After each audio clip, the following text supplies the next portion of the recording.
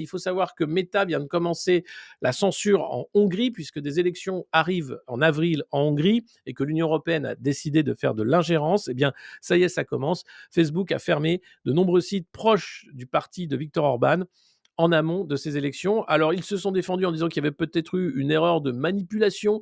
Non, clairement, la manipulation, c'est la Commission. Et la Commission, il faut que ça cesse. Parce que, pendant que je vous parle, autre sujet extrêmement important, l'Union européenne, Ursula von der Leyen, la Commission vient de faire un coup d'État qui est passé inaperçu. Et ça, il va falloir aussi en parler lors des prochaines revues de presse, puisque ce qui s'est passé est extrêmement grave. Et c'est Alberto Alemano qui en parle très bien.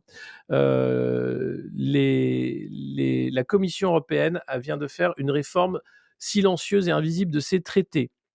Et personne n'était censé le remarquer.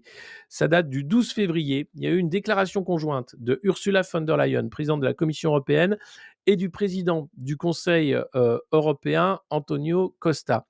Ils ont approuvé de manière unilatérale 5 réformes simultanées de l'architecture législative de l'Union européenne qui redéfinissent la manière dont les lois sont préparées, transposées, déléguées, mises en œuvre et examinées. C'est-à-dire, encore une fois, ils utilisent le droit pour dévoyer les institutions européennes pour en faire un outil de techno-dictature. Il n'y a eu aucune convention, aucune ratification, aucun débat à l'Assemblée, que ce soit le Parlement européen ou ailleurs. Tout ça parce qu'ils ont utilisé l'urgence et la situation géopolitique. Et donc, ils s'arrogent le droit de changer les traités. Bon, il ne faut pas que ça passe, je vous le dis. Donc, c'est des sommets informels qui s'organisent. Alors, on connaît le Bilderberg, on connaît le Forum de Davos, on connaît moins comment eux-mêmes peuvent s'organiser leurs petits trucs et donc faire des coups d'État feutrés.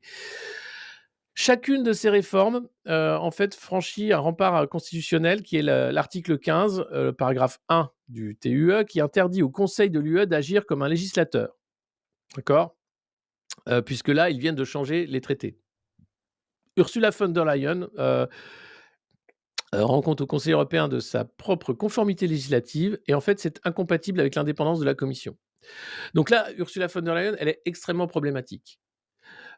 Si aucun chef d'État ne s'empare du dossier, et j'espère que Viktor Orban le fera, ou Robert Fico, enfin au moins déjà ceux qui sont non alignés avec la politique de préparation de guerre, c'est déjà bien, mais pour des gens qui sont soi-disant chefs d'État et donc qui doivent défendre les intérêts nationaux, ils ne peuvent pas laisser passer ça et ça doit être une sanction pour la démission immédiate d'Ursula von der Leyen. Ça ne se passera pas comme ça, évidemment, puisque tous collaborent. Sur le plan juridique, ça change totalement l'équilibre institutionnel de l'Union européenne, puisque la Commission va pouvoir faire la loi, encore plus qu'elle ne le fait aujourd'hui. On l'a vu avec le Mercosur, puisque Ursula von der Leyen a provisoirement fait en sorte que le Mercosur soit mis en place. C'est là l'existant dans les traités. Mais elle veut aller encore plus loin. C'est-à-dire que plutôt que de faire du provisoire, elle aimerait que ce soit elle qui décide, en gros. Et donc, pourquoi aucun des chefs d'État ne lutte pour empêcher ça? C'est parce que chacun de ces petits young leaders se dit que ça peut être moi le prochain à la place d'Ursula. Donc, plus j'aurai de pouvoir, mieux ce sera. Donc, autant laisser faire, et puis après, je récupérerai cette belle démocrature pour continuer mon œuvre de malfaisance que j'ai commencée il y a de ça quelques années grâce à l'aide du Bilderberg ou du Forum économique mondial. Voilà, donc cette urgence géopolitique, c'est évidemment, vous l'aurez compris, une excuse pour faire passer des lois d'exception et arriver à changer de régime. C'est le cas avec le DSA aussi qui va beaucoup trop loin. Le DSA est censé protéger les citoyens européens vis-à-vis du vol de données des plateformes américaines. Tous les jours en France, on se fait voler nos données. Tous les jours. Rien n'est fait par l'État pour nous protéger, ils sont à la ramasse.